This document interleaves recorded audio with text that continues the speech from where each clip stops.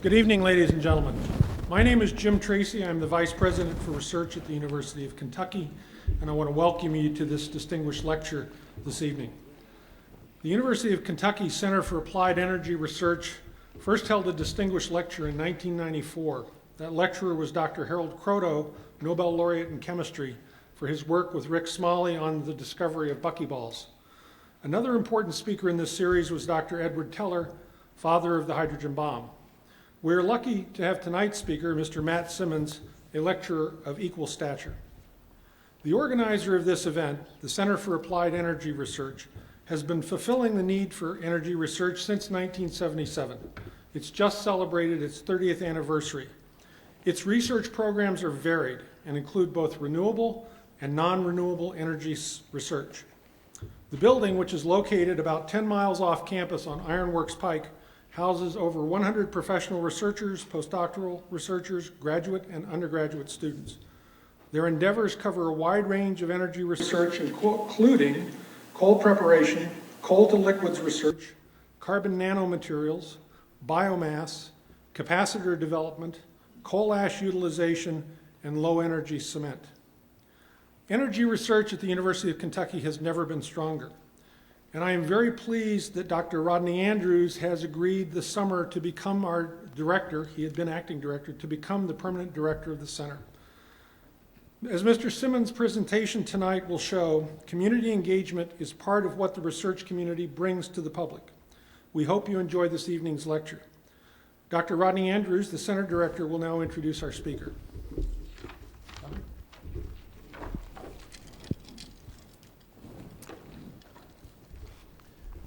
Good evening, everyone. Thank you for coming tonight. I'm Rodney Andrews, the Director of the Center for Applied Energy Research. We're very pleased tonight to welcome Mr. Matt Simmons as Distinguished Lecturer for this year. Matthew R. Simmons is the founder and chairman of the world's largest energy investment banking company, Simmons & Company International. He graduated cum laude from the University of Utah and received a master's degree with distinction in business administration from the Harvard Business School. He then served on faculty as a research associate for 2 years. And in 1974, he founded Simmons & Company International after meeting a deep-sea diver. He's past chairman of the National Ocean Industries Association and a trustee of the Farnsworth Art Museum in Maine. He serves on the board of directors of the Associates Harvard Business School and past president of the Harvard Business School Alumni Association. He serves as a board member of Kara-McGee Corporation, Brown-Forman Corporation, the Center for Houston's Future, Houston Technology Center, ICIC, and the Atlantic Council of the United States of America. He is also a member of the Council of Foreign Relations. We had a chance earlier today to meet and talk with Mr. Simmons as part of the board meeting for the Center for Applied Energy Research. It was extremely interesting. I think you'll find his talk very fascinating.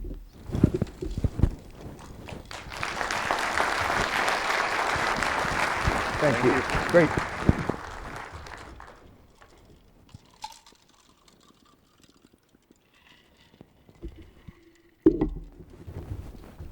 Thank you, and what a pleasure it is to be here. When I was just graduating from grade school, I had a first cousin my same age who I'd only met a couple of times that lived in Fort Thomas, Kentucky, and I saved up my money for a year. Dad said, if you save enough money up for a bus fare, you can go to Fort Thomas, Kentucky. I spent 3 fabulous summers in northern Kentucky, and I've been on Brown-Forman's board now for 6 years, so I get to Louisville quite often, but I'm not sure I've ever been to Lexington before. So it's a real privilege to be here. What I'd like to discuss with you tonight is basically the question you see framed there is Kentucky posed for a pending energy storm. While we now face an energy storm, this is sort of the summary of the talk ahead of time. If you want to simplify it into some easy sound bites, energy demand is too young, and its growth is unstoppable, and supply got too old and is now starting to decline. Our oil infrastructure, which is the whole energy infrastructure, actually, if I just focus on oil, is too rusty and too old. Our other sources of energy all face challenges, and few, in fact almost none of them, address the reason that we use oil, mobility. That was the genius of oil. You could basically create a liquid and put it in a vehicle, and it created transportation energy. We also, out of sort of ignorance and duress, ran out of nails to drill more wells. Remember that term, for lack of a nail, the war was lost? Well, even if we didn't have real serious problems at the wellhead, we basically are now effectively, as far as I can tell, out of all high-quality drilling rigs. They're all being used. The data on rigs are pretty good in the offshore. They're non-existent on land rigs. All the other oil service assets, there isn't any rig count equivalent, but they're all old. There's no data ranking quality, just non-existent. The oil service and drilling industry is supported by a massive employee base. This is where most of the people in the industry actually work, but the demographic data is really poor. But there is data basically that's starting to say that maybe as much as 50 to 60% of the executives down to the field hands are actually going to retire in the next 5 to 7 years. We lost a generation as basically the industry had to downsize to survive. For an increase in oil supply to occur, you first of all have to have resources. But even if you have abundant resources, the world needs far more rigs. And rigs is a proxy for a whole bunch of other complicated equipment that form the oil services. That's how we actually find and explore and produce oil. But all of our rigs are too rusty and too old. These issues wouldn't be terribly serious if they weren't about energy. You know, many commodities have cycles, and often high prices both lower demand and boost supply. This is sort of the core belief of most economists and why they don't think that $100 oil will be anything but a passing fancy, because obviously high price lowers demand and boosts supply. Many commodities, most commodities, also have easy substitutes. So if you have a shortage of oats, you substitute for some other commodity. Energy is totally different and enormously more important. And we literally fell asleep at the energy wheels, but the seed to this crisis were planted actually, unfortunately, years ago. So let me step back and just first of all try to put the whole energy picture in a real simple simplicity. Modern energy, which is basically what I call oil, natural gas, and electricity, is basically the thing that makes our world work. It's made our world work for the whole 20th century. Modern energy creates virtually all aspects of our society: technology, healthcare, mobility, heating, cooling, lighting, 90% of our food supply, about 95% of our potable water. It grew to be the world's single largest industrial activity by a factor of maybe 5 times over the next largest industry. We still use basically 3 primary energy sources: oil, 40%, coal 20%, natural gas 20%. That's basically our fossil fuels. And then bringing up the rear is everything else, primarily nuclear and hydro, and then just slivers of geothermal and wind and solar. So that's basically the glue that created how we live. And it turns out, in benefit of hindsight, in my opinion, fossil fuel energy was the single biggest miracle of the 20th century. In 1900, as we began the 20th century, the world basically used no natural gas, a tiny bit of oil, and a remarkably small amount of coal. Oil, as we basically started the 20th century, single biggest product, Vaseline. The next biggest product was Maybelline, because someone figured if you put ash in Vaseline, it could become eyeshadows and so forth. And then we basically created the internal combustion engine, and oil use took off. The UK was the king of coal. That was really the key to the Industrial Revolution, how they became the greatest power on earth. And then the rest of the world effectively used manual labor, animals, wind, wood, and dung. But over the next 100 years, every modern miracle was possible because modern fossil fuel grew like topsy. It's also interesting, given the terrible battle that energy's had over the last 30 years with the environmentalists who just keep saying it's dirty, it's dirty, it's dirty. I love to just go back and remind people that in 1900, we lived in a very, very dirty world because we didn't have modern energy. Horse manure and dead animals spread violent diseases. Smog caused by dirty coal and wood smoke blanketed London. Non-industrial countries basically had to cut down almost all their precious trees. And air, water, streets, and houses existed in an extremely dirty environment. But then we came into the 20th century and we had literally the era of hydrocarbons. Oil use grew over 100-fold. Natural gas use, which began about 30 to 40 years later, grew even faster. Electricity, which was sort of just being experimented with in the 1910s and teens, spread around all the prosperous world. But it's also interesting to see this satellite map that I love looking at periodically that shows the 24-hour clock of the world when it's dark. And it's amazing to see how many parts of the world don't light up, that still don't have access to electricity. Atomic energy was a byproduct of World War II, and it became the only new energy source we created in the 20th century. So this an unbelievable century of invention. For some reason or other, we couldn't create another energy source other than nuclear power, so we had everything else as we started the century. But technology, food, healthcare, globalization, clean air, and water are all byproducts of this fabulous era. Here's a picture I love to show. This came out of a National Geographic cover story of the end of cheap oil. Everything there that you see in the yard is basically a hydrocarbon product. So it touches everything we do. And as fast as energy use and oil use and natural gas use and coal use is growing, it's amazing to see on a total energy basis that energy use is still very highly concentrated in the industrial nations of the world. We call it the OECD. It's basically Western Europe, North America, Japan, Korea, Australia. And that's about 20% of the world at most, and that's 49% of our total energy use. China makes up 15%, but most of that's coal. Russia's 6%, India's 5%. And amazing that the country like India, which is now almost the same size as China, Brazil's 2%, and the rest of the world, which are a whole list of countries that are just starting into prosperity, use the final 20%, 3%. So this disparity highlights the world's vast rich-poor gap that we still have. And as we about to end the year 2007, the world's need for more energy is literally inexhaustible. These numbers come from the International Energy Agency, who do a very serious demand forecast every 2 years. They try their best to kind of add up country by country the various ways they use energy. And it's just interesting to look at this graph and see that in 1980, global energy in total, if you convert it into barrels of oil equivalent per day, used 145 million barrels. In the next 24 years, from 1980 to 2004, energy use grew by another 54%. In 24 years from now, if these forecasts are right, energy use is estimated to grow by 342 million barrels of oil equivalent per day, which is effectively 81%, just the growth of the entire global energy we used in 1980, which wasn't long ago. And in that context, I'd like to basically now focus more on oil. Say one of the big surprises of the 21st century has been this astonishing rise in oil prices that's really defied all odds. I think back to July 1st, 2004, when Sheikh Yamani's sort of study group had a big energy conference in London. And I happened to be the first speaker on July 1st. And the name of the conference was, "Is $40 oil a crisis or an aberration?" And my talk was basically saying it's not a crisis and it's not an aberration. We'll look back and say, wasn't it remarkable how cheap $40 oil was?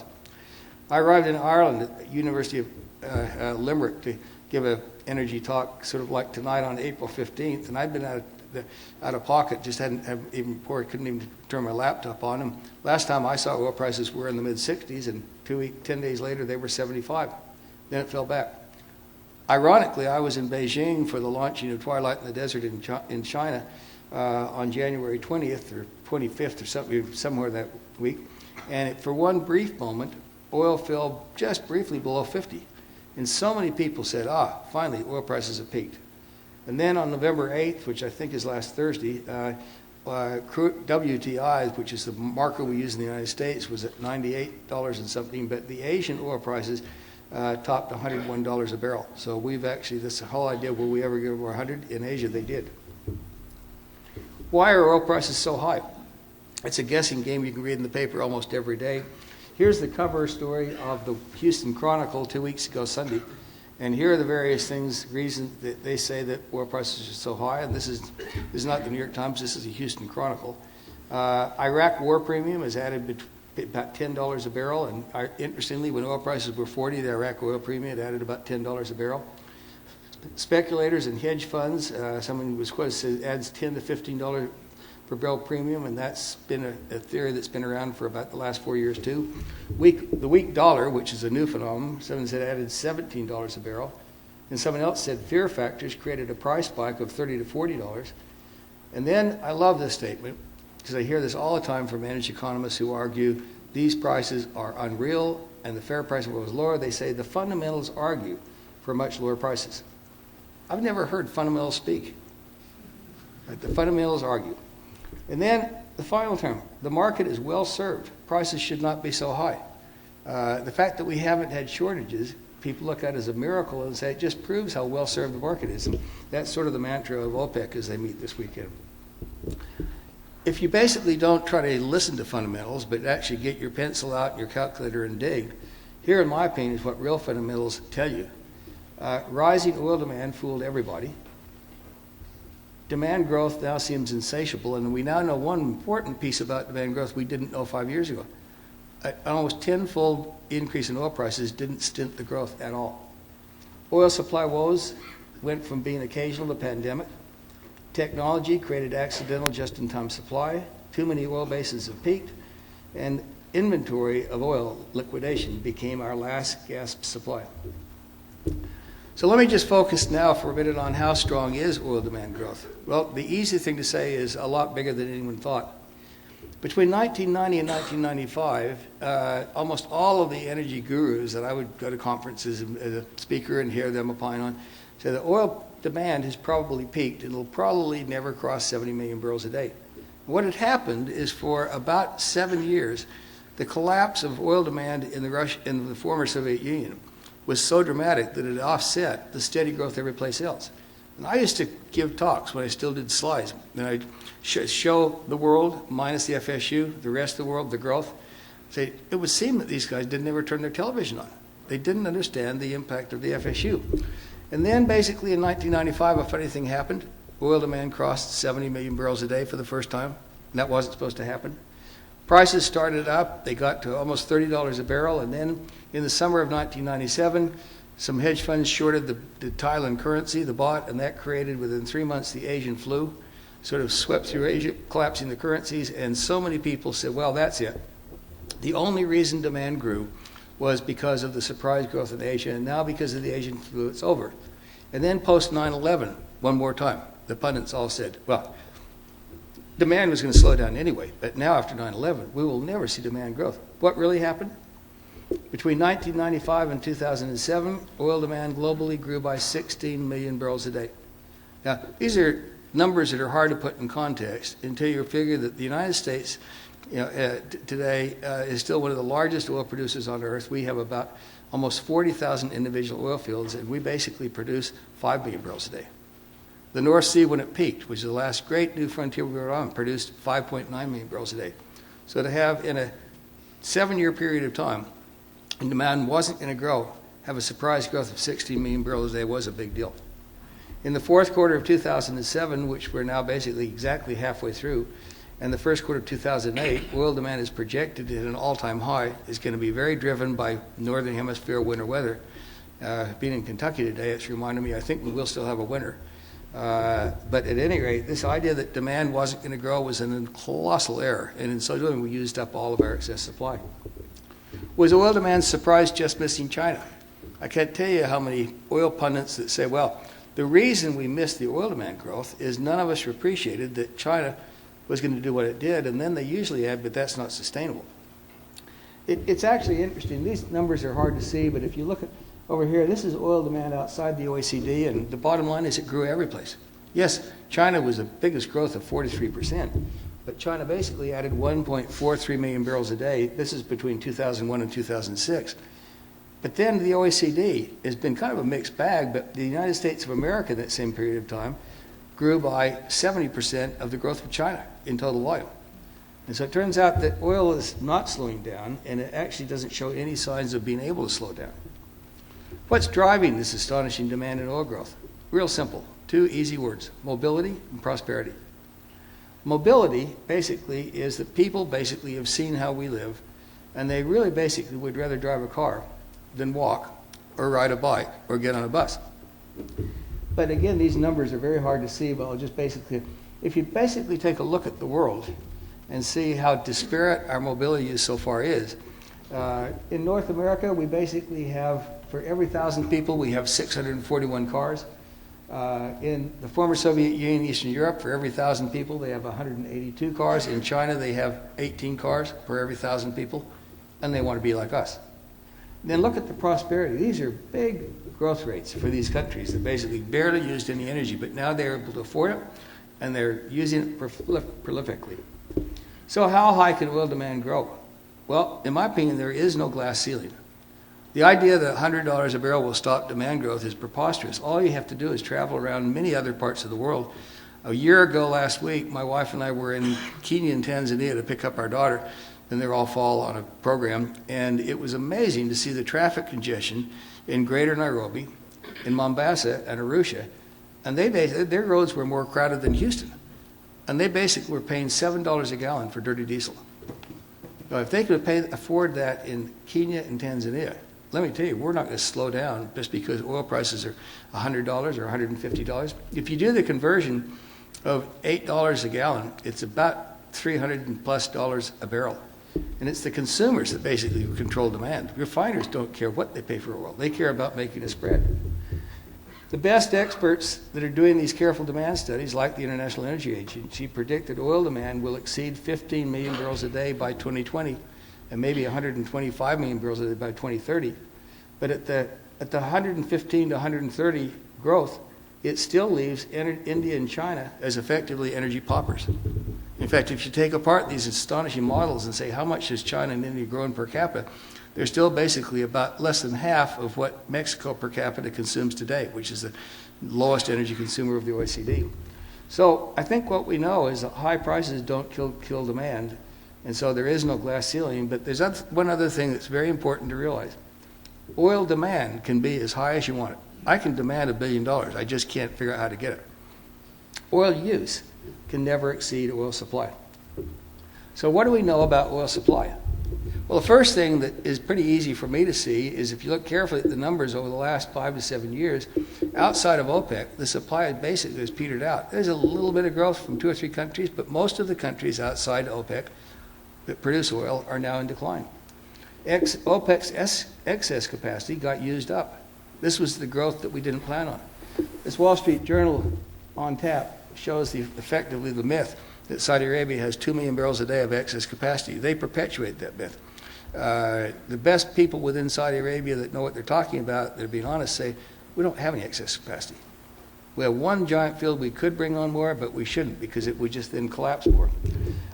Crude oil growth is now falling behind petroleum demand, which I'll talk about in a minute. Decline rates, which is the bugaboo of all the supply side, decline rates still remain a mystery.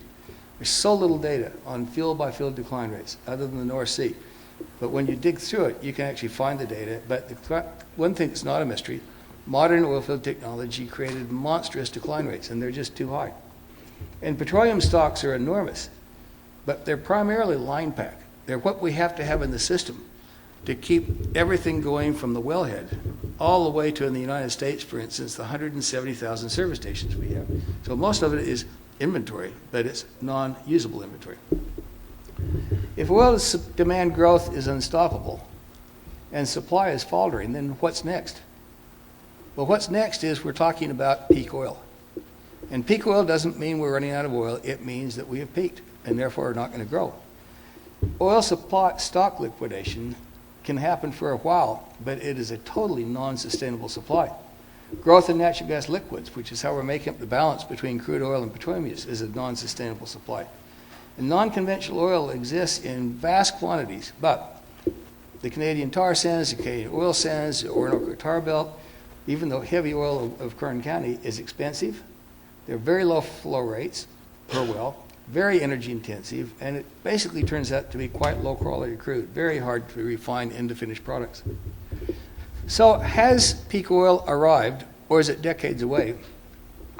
Well, this complicated table you see here comes out once a month by the Department of Energy, Energy Information Administration, and it's the best data we have in the world on world crude oil production. And I started looking at this carefully about a year and a half ago when I noticed that it had finally crossed 74 million barrels a day. And then about 6 months later, I thought, that's amazing. In May of 2007, it set a record. Now, most people thought, well, it bounces up and down, but we have 27 months behind us. And the data says, yes. There's a group in Germany that I'll show you some of their material in a minute called the Energy Watch Group. They report to the German Parliament that came out with a very serious report 3 weeks ago that said categorically, yes. I was in London at the Oil Money Conference with Dr. Sadat Al-Husseini, who you're going to see some slides of his. Who's Dr. Sadat Al-Husseini? He was the executive vice president in charge of oil and gas for Saudi Aramco. And he's known within Saudi Aramco as the brains of Aramco. He's got his PhD in geology from Brown. A very impressive guy. At the Oil and Money Conference 2 weeks ago, he said yes. Boone Pickens, been on television many times, saying, yeah, we've peaked. There's a group called the Association for the Study of Peak Oil, ASPO, and they've now created chapters around various parts of the world. And 2 weeks ago, the head of the global organization, Professor Alkleck from Uppsala University, sent me an email and said, I had the most impressive workshop today in Beijing. And at the end of the day, they decided to create an ASPO chapter China, and it'll be chaired by the chancellor of the Beijing Petroleum University. So you've got some pretty heavy voices weighing in, but some of these voices are basically only 6 or 7 weeks old. Why I think that this IEA data shows us that it's going to be very, very difficult to get back to the record we set in May 2005 is that I basically went through all of the key countries that make up their database, and I just said, okay, let's see how many are in decline and how much, and let's see how many are on the increase and how much. And what's interesting is virtually all of the countries, with the exception of Saudi Arabia, because there is still a mystery, is there a million barrel a day less production now a political statement, or is it the beginning of decline rates? And I would argue, and I think Sadat al-Husseini would argue, the political statement was we have excess capacity. Their fields are in decline. All the other key fields there are countries that are well past peak oil, and decline once you peak accelerates. And then several of the countries we're getting increases for are nearing now entering their decline phase. So it's just a law of big numbers. It's very hard for me to see how we ever overcome the decline rate and basically get back to this, what we now have is a 1.7 million barrel a day gap. What the peak oil naysayers say is they poo-poo at all of this. And they basically say global oil reserve endowment is so plentiful that we'll never run out of oil. We have 3 to 10 trillion barrels in our energy endowment. That's a very fuzzy term for sort of all the theoretical energy we have, and it has almost no relationship to how much oil we could produce. And then they say oil reserve appreciation. Every time you find an oil field, it always appreciates, and that creates far more oil. There isn't any data to support that one. Oil field technology advances are making oil easier to find and produce. And there's one thing I know quite a bit about, because our investment banking firm did virtually all the heavy lifting to keep the oil service industry alive during the 80s. Oil field technology was fabulous, but basically it didn't recover more oil flow. It extended the lives of some old oil fields once they were way down, and it made oil far easier to produce out of the ground, which created just-in-time supply. Then they say non-conventional oil resources are vast, and they're absolutely correct, but they need to do an examination of the vast energy intensity and water intensity of converting non-conventional oil into usable oil. Then there's yet-to-find oil is vast. And I really chuckle about that. Yet-to-find oil is as valuable as my yet-to-be-earned net worth. And I can't imagine going to a bank and saying, would you loan me some money on my yet-to-be-earned net worth? And yet the world as a whole is relying on a bunch of estimates from people like the USGS on how much oil we might have offshore Greenland when we haven't drilled a well there within 400 or 500 miles. They're just guesses. And then there's the final argument, the high prices unlock more oil supply, and while it hasn't arrived yet, we just have to wait. These are all faith-based beliefs, but none have any significant data to support the beliefs. But they are very highly held beliefs by too many people that have a very calming voice saying, don't worry. But then you have 2 or 3 of these new reports. This Energy Watch group was either 2 or 3 weeks ago. I'd never heard the name of this group before. They've done 2 very impressive studies last year on both uranium and coal. They finally weighed in on oil, and what they basically said is oil supply peaked in 2006. And the most important finder in their study is the steep decline of oil supplies after peak. This is the first study I've seen that actually took on a build-up basis, and I'll just quickly show you how they do this build-up and say, 2006, we peaked at 81 million barrels a day, and this is their total petroleum now. 2020, they say we'll be at 58 million barrels a day, and 2030, we'll be down to 39 million barrels a day. So the dream that we're going to be closing in on 120 to 130 versus the reality that we might be struggling to stay above 40 is what makes this so terrible. And what they also said in their summary is this crisis leads to social chaos and war. Here's peeling back some of the most important slides out of this Energy Watch group. So this wasn't stuff made up. What they're basically taking is field by field in the UK. Or all the countries we have data on that have peaked. Or basically, here's the oil production in all of Europe and the Middle East. And then they basically, this middle graph at the top is interesting. That's all of the Gulf of Mexico production where we had the huge boon of deep water oil coming on. Look at the rapid rate of those decline curves. And then see how similar they are to Prudhoe Bay. This is what modern, or Australia. Why should there be any commonality between Australia, Prudhoe Bay, and the Gulf of Mexico? It's because they all used modern oil field technology to basically create just-in-time supply. And once you start declining, decline rates of 20% per year are becoming not at all an exception to the rule.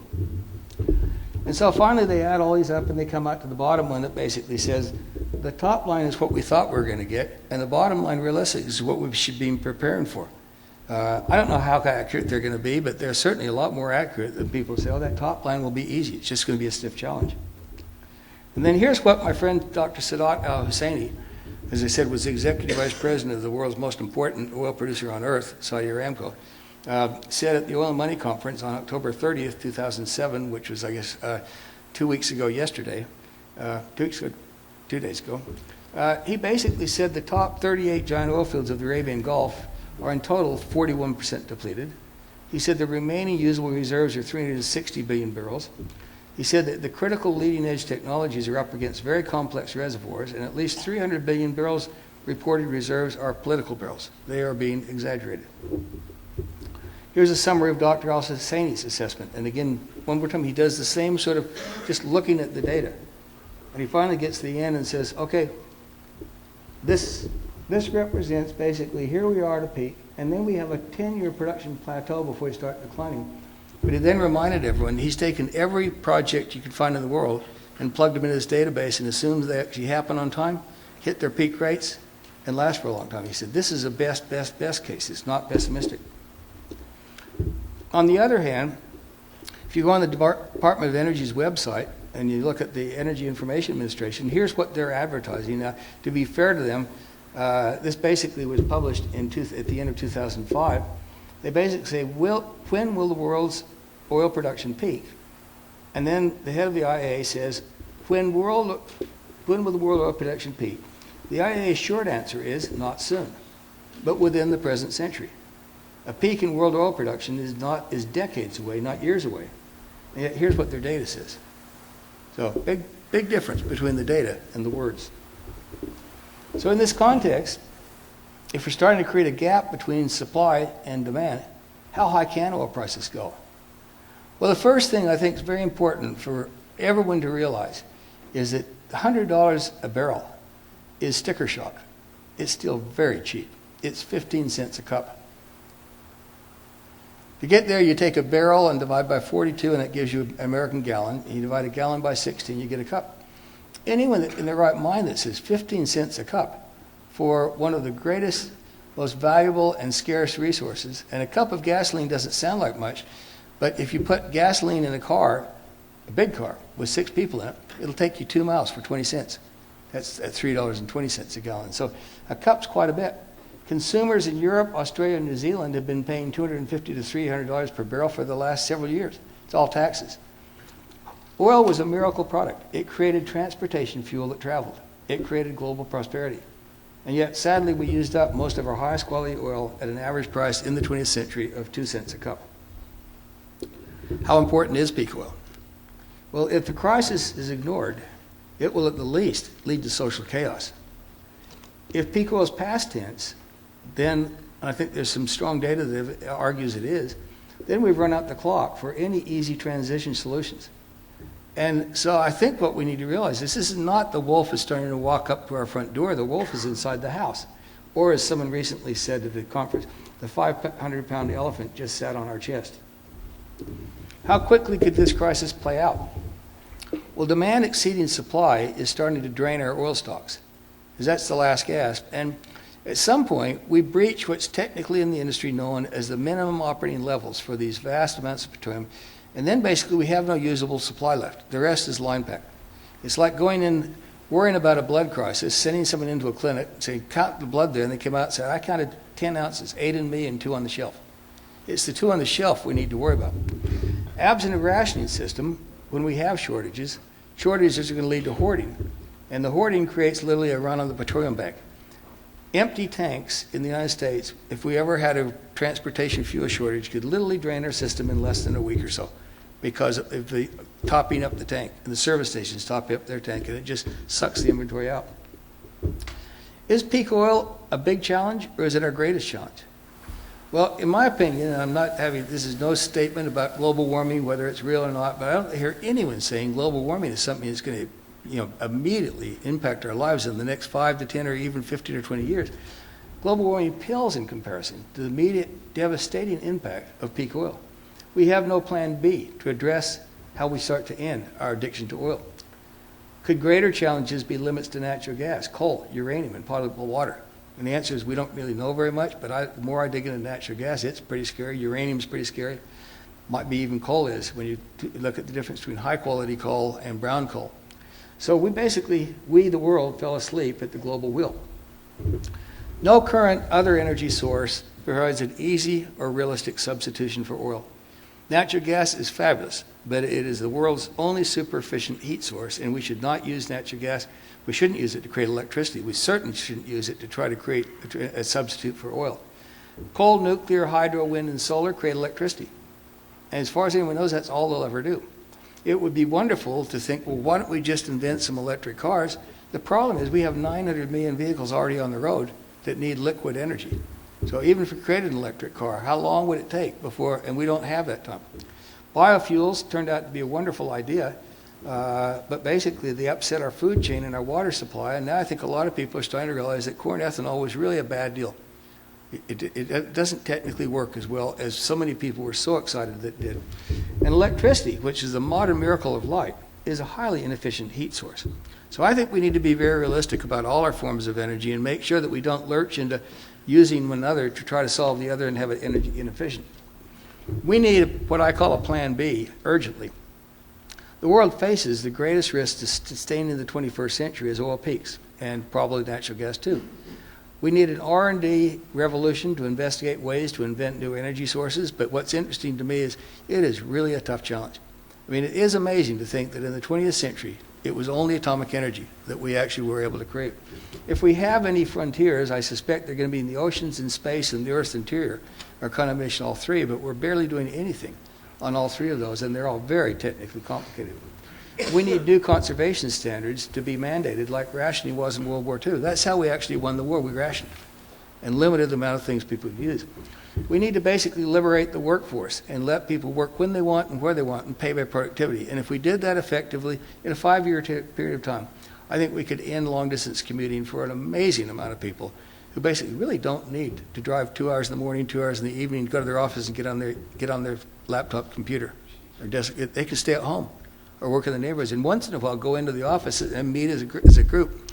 We're basically as antiquated on that sort of thing as we were when Henry Ford sort of created, the manufacturing revolution. People had to punch in. You had to punch in because we couldn't have any idea whether you were working or not.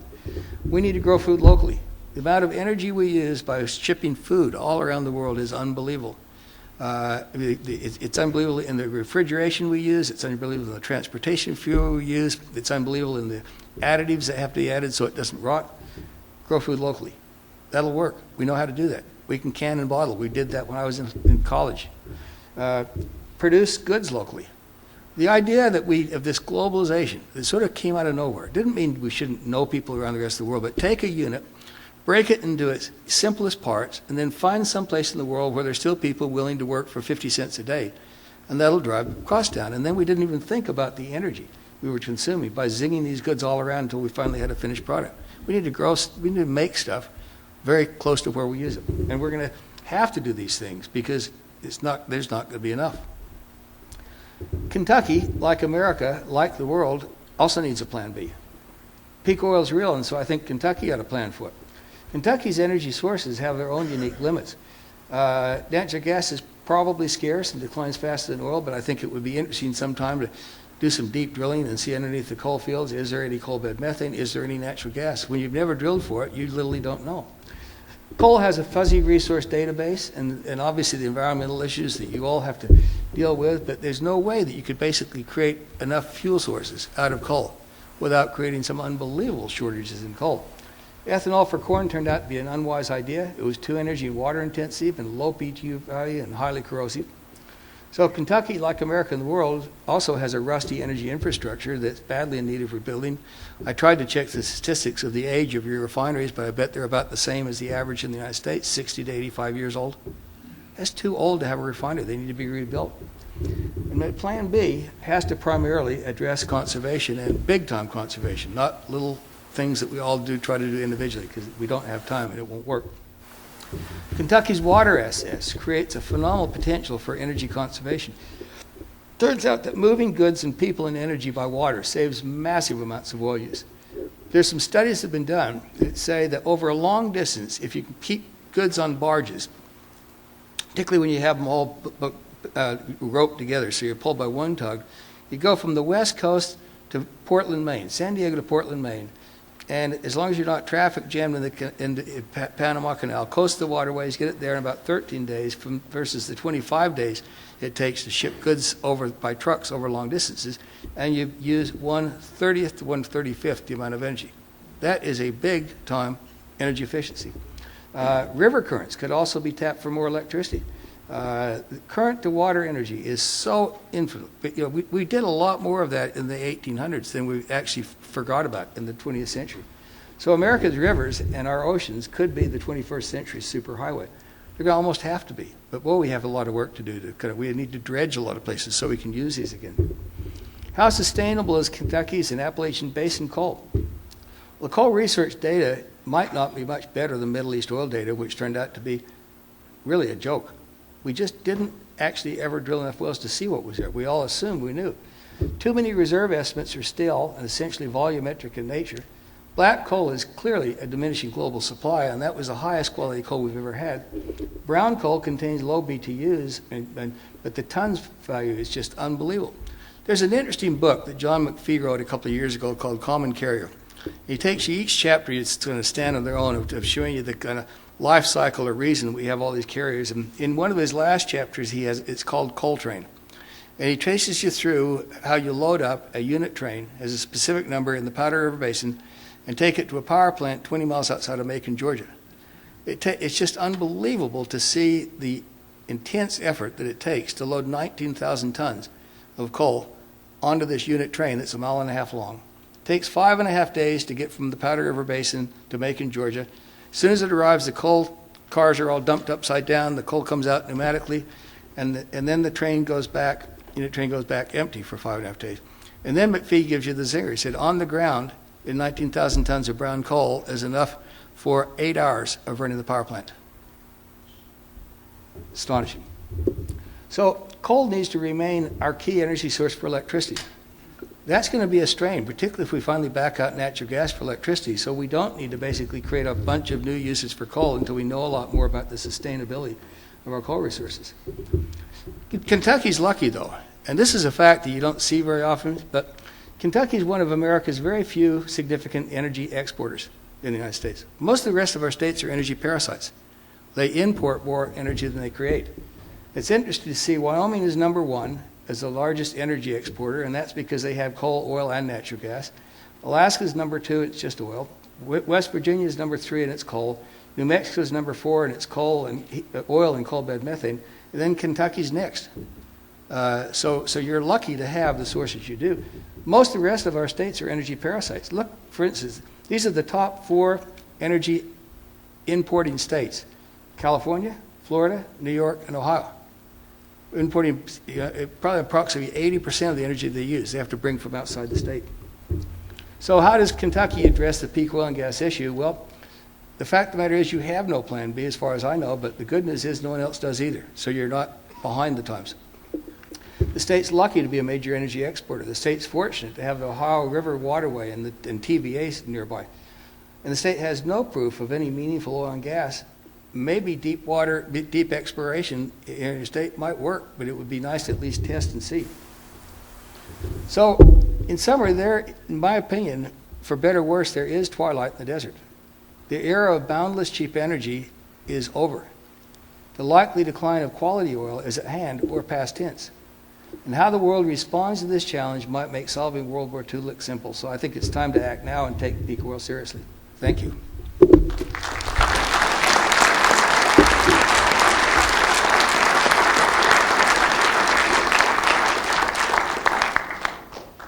happy to take any questions.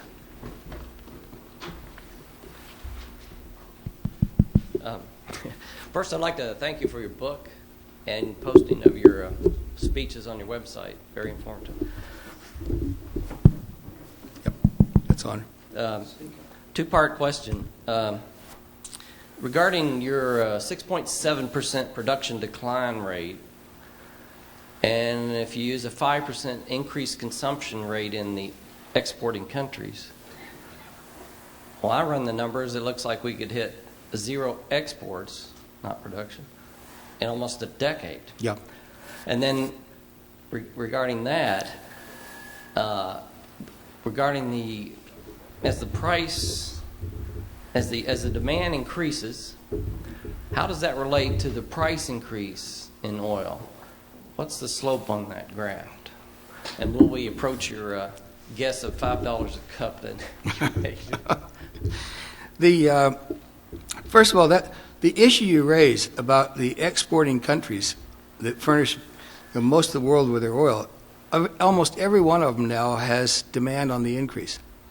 And too many of them now have supply starting to decline. So the squeeze on exports becomes far more serious than just the overall world decline rate. And I'll tell you one thing I think you can make a book on. If Saudi Arabia's internal oil needs double, they'll serve their own consumers first. Or Indonesia has already turned into be an oil importer. I mean, the UK is now an oil importer, so it's a real risk. Now, the second part of your question.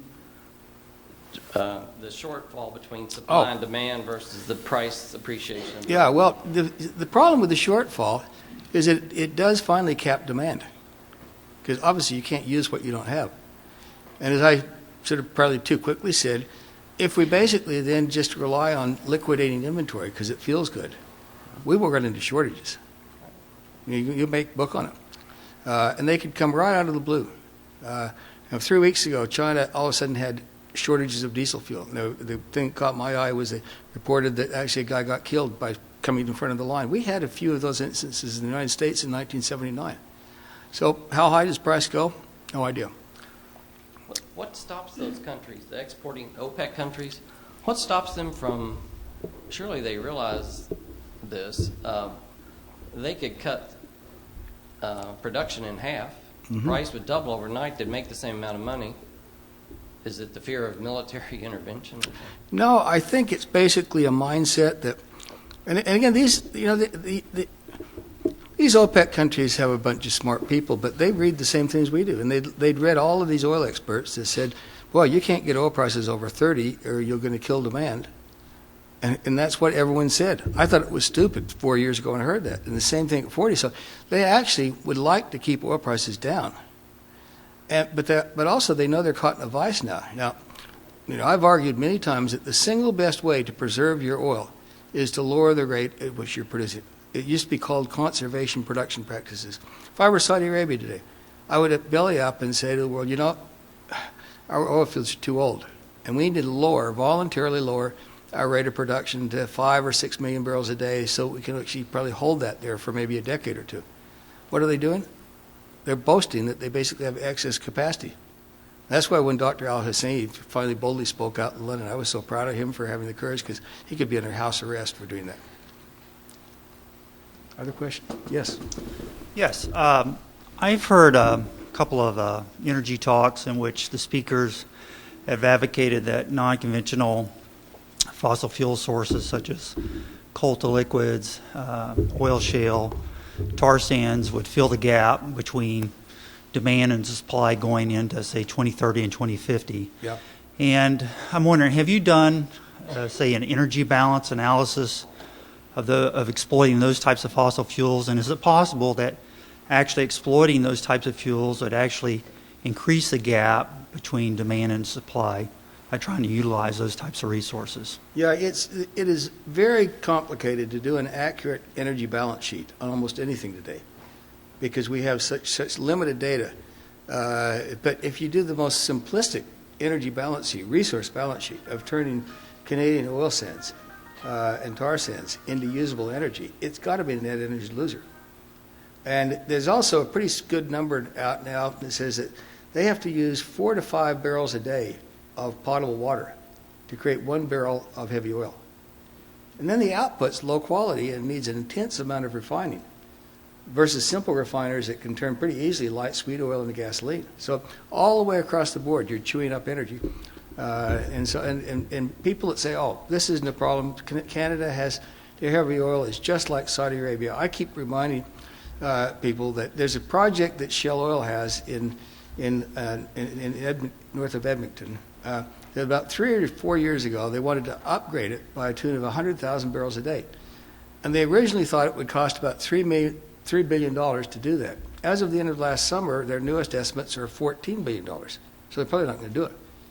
When I read that, I thought, for 100,000 barrels a day, when Saudi Arabia was at its peak, the best wells in North Ghawar were producing 40 to 50,000 barrels a day. And they weren't very expensive to drill. So to offset 3 of those wells for a $14 billion project that takes 5 to 7 years to do just gives you some idea of how phony it is to rely on unconventional oil just because the reserve numbers look good. All right, thank you. Matt, it's been about 2 years since I read your book, and I don't know if you mentioned it in the book, and I didn't hear it tonight. I didn't hear the H word, hydrogen. I was just curious on your views of that and the public's perception of hydrogen. Well, hydrogen is a carrier. It's not an energy source. And so to get hydrogen, you have to create it from someplace. And so, the idea of we'll just turn to a hydrogen economy was really a pipe dream. It could turn out that like in this ocean thermal energy conversion world, which is a very murky, complicated thing, it's once you get the radiation, the heat differential between cold and warm seawater, it's not phenomenally complicated to turn that actually into electricity and then use the electricity through electrolysis to create hydrogen and then combine hydrogen with 3 parts nitrogen and create liquid ammonia. And there are some studies that are saying that maybe liquid ammonia is a viable replacement. So hydrogen is going to have a role as an intermediate process. But this idea that somehow or another we have this fabulous infrastructure we could change, it just flies in the face of the reality of hydrogen. You might be interested to know that a Plan B was in fact submitted in January of this year to the Lexington-Fayette Urban County Government Planning Commission, which Good for they you. decided to completely ignore.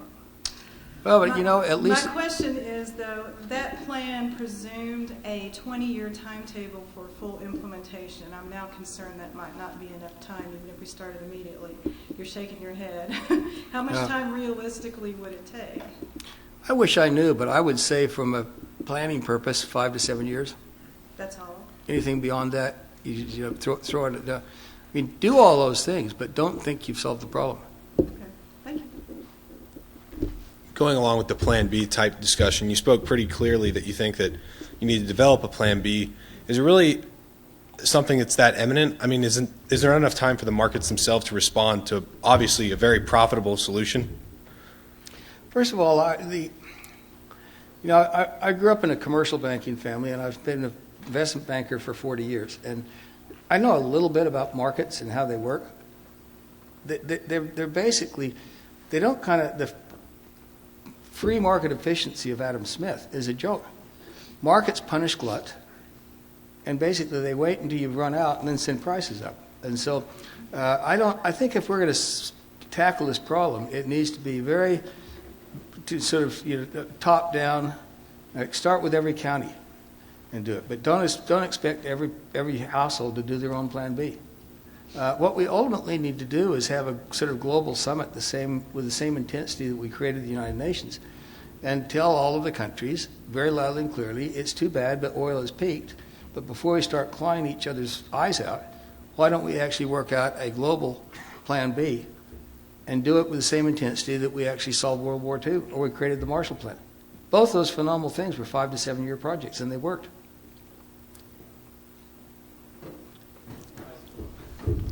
Regarding the oil services industry, will they continue a resurgence, or will the increasing cost of drilling actually cause a collapse in the oil services industry because of the amount of production they get out is insignificant? Well, if we ever had another collapse in the oil service industry, then you might as well get your uniforms on, because that would literally accelerate the decline so unbelievably. I think the biggest problem the service industry is having right now is all their costs are going through the roof. It's been, when you go 25 years without adding anything new, and the minute you start adding anything, you run out. But one of the things that worries me a lot about 120% of our incremental oil supply over the last 25 years has come from offshore. We have effectively 500 high-quality offshore rigs, and on average this year they're 25 years old. They're worn out. That's the time at the oldest that most offshore rigs in the 50-year history of offshore drilling got retired. So how do we basically rebuild that many rigs? And we have about 140 on order, but the first ones of any significance will come in 2009 to 2011. Are those incremental rigs, or do we desperately need them to actually retire the old rigs? These are questions the industry hasn't really properly asked itself. In terms of this global Plan B, there are certain energy companies that have profited greatly from an increasing societal dependency on fossil fuels. And I'm wondering if, in the context of this global Plan B, you see these entities accepting some kind of social responsibility and taking action to help build a new society that's less dependent on their actual products and services. In the current leadership we have amongst our major integrated oil companies, the answer is no. They actually are some of the most outspoken. Now, I've got lots of friends in those individual companies that are fabulous people, but you get inside the executive office suite, and basically they're just, oh, we have so many resources. And you say, well, how come your own production's been in decline? Well, that's just temporary. So I don't think we should hold our breath and expect some miracle leadership. I think it's got to come from someplace else. I think you could make the argument that over the next 10 to 15 years, the era of big oil as we knew it is over. Most definitely.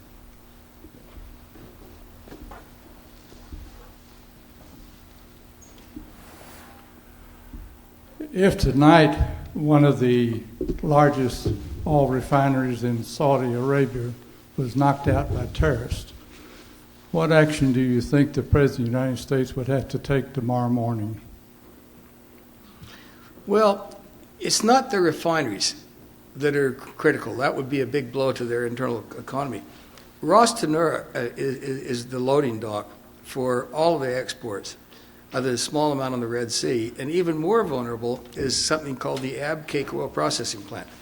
That's where every barrel of light and extra light oil in Saudi Arabia is transported to have the impurities stripped out and the water taken out so it's usable. There have been a couple of terrorist attacks on Abqaiq. There was one about 2 years ago, and it was interesting. There were two totally conflicting reports. Several people got killed. And one conflicting report was it shows how unbelievably good our security forces are. Another report said they were inside the second gate when they finally realized they were terrorists. I don't know what we'd do. We wouldn't invade Saudi Arabia. They wouldn't have any. We would then basically go to a war footing and say, okay, now's the time we need to get everyone in the world together and realize that this is but a body blow in our oil supply, and we have to start using less. Be a pretty dramatic event. In the past, have there been previous predictions of a peak in oil production, in the previous few decades? And if so, what was flawed about those predictions, and why is yours better? Well, the predictors of peak oil, the most famous one is Dr. M. King Hubbert, who actually wrote an unbelievably important paper in 1949 in Physics magazine saying that it would seem to him that probably unless we find vast new resources, or that by the early part of the 21st century, fossil fuel will have peaked. He's most notable for giving a very scary talk at the American Association of Petroleum Geologists in San Antonio in 1956. And he was a senior scientist at Shell Oil Company at the time, and Shell Oil Company tried to keep Dr. Hubbert from giving this kooky speech. And what he basically said is that he'd been pouring through all the source data that we know about in the United States. And this is long before we had any idea we had oil in Alaska. He said, it seems to me that by the early 70s, the United States, which had been the single largest oil producer on Earth, will peak and go into irreversible decline. What I find interesting is if you go back and look at, kind of skim through the oil and gas journal, there's some miserable articles poking fun at M. King Hubbard in 1970 saying, remember when that old geezer in San Antonio said we're going to run out of oil, America? Look, we've never produced more the year we peaked. So he was spot on his peaking. There have been, but ever since then, the people I know that in the community of sort of peak oil, Dr. Colin Campbell, Dr. John Larrea, who are very serious people, they're all trying to basically figure out on reserve data, when do we get to 50%? Because that was the theory. When you get to 50%, the down, you haven't run out, but the downside always goes down in productivity. I think one of the reasons that basically they were fooled is that we had such low quality reserve data, and they weren't looking at flow rates. But what I showed you there is flow rates. And you can see these flow rates going down like that and say, I don't care how much proven reserves we have left. When you have a flow rate in a basin going like that, you're not going to turn it around. Does that answer your question? You mentioned the cooperation of the states when oil production starts running out and how there's a need for it. But do you realistically see the nations cooperating with each other, or do you see an economic collapse followed by holding up and ultimately more conflict between the states over oil and natural resources to power nations? Well, I think this is exactly why I'm spending the time I am trying to get people educated and encouraging other people to do the same. I think if we basically just ignored it or saw it happen and say, "Oh, it's those damn people in the Middle East. Let's go to war against them." It's no one's fault. But you got to basically get the whole world scared that this is really it's not the economy collapsing. In fact, once oil prices to a certain level, we can start spending money like rebuilding the infrastructure, and our economy can boom. What we can't do is actually use too much oil, and then we're going to have someone come and fight us for it. If we tried for an instance to get nervous about China, who is probably going to end up buying a lot of long-term oil from Venezuela, blockading the Panama Canal, trying to go to war with us. Yeah, one of the things I thought was fascinating is that picture you showed of the yard sale, and how I think a lot of people don't realize so many of our products that we wear every day and have in our house are also petroleum products. So I think a lot of people are thinking in terms of vehicles and factories. Yeah. What's sort of our pessimistic perspective from the manufacturing of goods perspective? Like, you're talking about gas potentially going up to, $4 or $5, $8 a gallon. What are we looking at the reciprocal effects of a pair of shoes and all that kind of stuff? I don't know, because it is so hard to actually get any data on how much raw material goes into those products. It couldn't be individually a fabulous amount, because 70% of the oil barrel in the United States is used for basically transportation. Is motor gasoline, diesel, jet fuel, and most of that petrochemical that becomes the chemical industry, that becomes the plastic industry, is actually natural gas liquids. They primarily come out of old oil fields. That's when the reservoir pressure starts to decay, they cough up their gas cap, and that creates liquids. So it looks like it's growing, but it's basically like elderly people accumulating fluid in their body. It's not a sustainable supply. So, but as far as even if, most of the costs are tied up in transportation, Yeah. like you mentioned. Yeah. I mean, that all still goes into the cost of the products, right? Yeah. And you're talking about, producing goods Yeah, locally, but things to are get get- that infrastructure. Yeah, things are going to get more expensive. Yeah, I think the tragedy is, why did we live through this dream world thinking that literally oil should be free? Electricity should be even freer than oil, when it was so valuable and scarce and non-renewable. Thank you. I guess maybe one or two more questions. Hi. So I heard you talking about Plan B and using the river. And so do you think that hydroelectric power is the direction we should go? And what's your opinion on geothermal power? Problem with hydroelectric is that we basically, now creating ocean current energy or ocean wave energy is a whole new source we haven't thought of. But the problem with conventional hydroelectric is we've literally, around most of the world, used up most of the dam sites. And in fact, over time they start to silt in. So in an odd sense, they become, non-renewable also. So I think, but I think that we need to know an awful lot more about how to capture the energy we know are in currents and waves and tides. It's just one of the various things in ocean energy. And then what about geothermal energy? Oh, geothermal, yeah. We know so little about geothermal, and because so far, the only places that we've ever tried to tap geothermal is when we've seen hot pools or steam coming out of the earth. There's almost, but you know, all the data that's been accumulated, and it's massive, from drilling oil and gas wells, argues that almost any place in the world, the deeper you go, the hotter it gets. So we might have hot rocks. I mean, you know, it's just that unless there's fissure coming out, say, oh, there's no geothermal there. But so I think geothermal could play a very important role. I'm sort of this Ocean Energy Institute. I'm helping cram, sort of thinking that maybe we'll try to experiment with oceanographic geothermal, creating steam tunnels and putting seawater down, getting hot water back up. I mean, these are the things we should have been working on, and literally we just weren't. Thank you.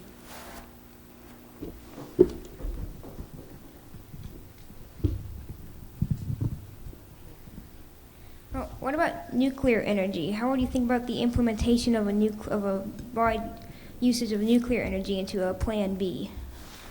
Well, that's a good question. Thanks for asking it. The nuclear energy should never have been killed. It was really a bad idea. Nuclear waste is a really bogus issue. It's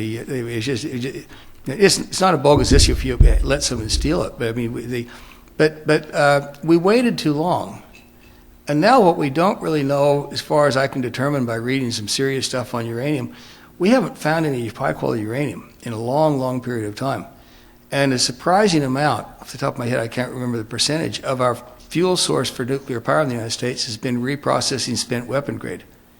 So I think until we have a better idea, nuclear will only be electricity, and electricity will never be a transportation fuel. So nuclear is important. But it's just too bad we didn't. I mean, maybe we have a lot of uranium in the world. We haven't looked for it for three decades. But until we find it, we need to worry about that. It's one of the reasons uranium's gone up tenfold in the last several years. Thanks for being bold enough to ask the question. I wouldn't have been brave enough to.